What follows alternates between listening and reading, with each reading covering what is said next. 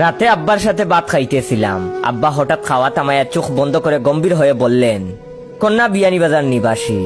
আব্বার কথা শেষ না হইতেই আমিও খাওয়া দাওয়া থামায়া বললাম, আমি রাজি। বিয়ানীবাজার দারুণ একটা এলাকা, দেশের আলাদা আরেকটা বিভাগ হওয়ার যোগ্যতা রাখে এই বিয়ানীবাজার। কি নাই এই বিয়ানীবাজারে? সৃষ্টিকর্তার অদ্ভুত এক সৃষ্টি বিয়ানীবাজার। এইবার আব্বা চোখ খুলে খিটমিট করতে করতে বললেন, মঞ্জু ভাইয়ের ছেলের জন্য আজ পাত্রী দেখতে গেছিলাম বিয়ানীবাজারে। আব্বার মুখ থেকে এই কথা শুনে আমার ইচ্ছে করতেছিল বাপ্পারাজের মতো বলি, না না না, এ হতে পারে না ফরিদ সাহেব, আপনি এ বলতে পারেন না। আমি তখন মনের কথা পেটে রাইখা বললাম, ধুর, কি কন্যা কোন এইসব, বিয়ানীবাজারে বিয়ে দিতে না করেন। বিয়ানীবাজারের মানুষ ভাত খাইয়া হাত ধোয় না, কাপড়ে মুছে।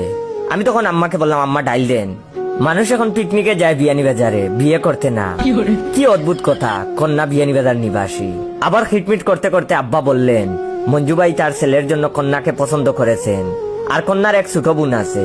আমি তখন আবার আব্বার কথা শেষ না হতেই বললাম, টু বি অনেস্ট, বিয়ানীবাজার অস্থির একটা জায়গা।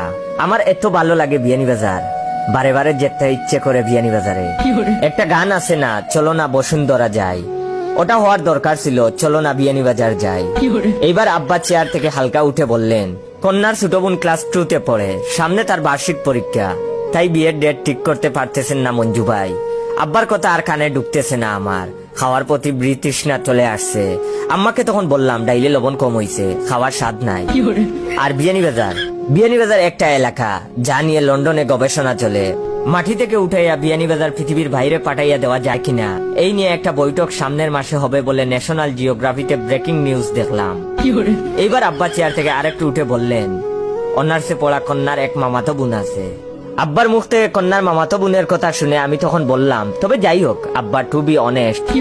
কথা শেষ করতে পারলাম না, বুঝলাম না ভদ্রলোক এত রেগে গেল কেন।